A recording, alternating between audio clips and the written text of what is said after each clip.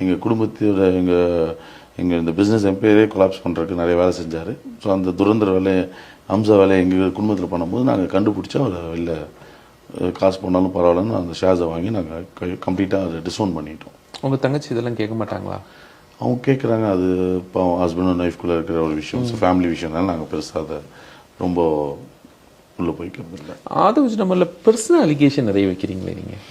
அவன் இருக்கிற உண்மையை தான் நான் சொல்கிறேன். நான் வந்து ஏன்னா இந்த மாதிரி ஒரு கேரக்டர்ஸ்லாம் இப்போ ஒரு அமாவாசைன்னு ஒரு படத்தில் ஒரு கேரக்டர் வராப்புல, அந்த கேரக்டர் வந்து அப்படி நெகட்டிவாக இருக்கும்போது இந்த மாதிரி நெகட்டிவான ஒரு பர்சனுக்கு போய் நீங்கள் ஒரு இவ்வளோ பெரிய ஒரு முக்கியமான ஒரு பொறுப்பை கொடுத்தா அவர் பதவி ஆசைக்காக வர்றாரு. மக்களுக்கு சேவை செய்யணுங்கிறது வரல. கார் வாங்கி கொடுக்குறாங்க அந்த மாதிரிலாம் நீங்கள் அலிகேஷன் வைக்கிறீங்களா? அது உண்மை இருக்கிறதானே சொல்கிறேன்.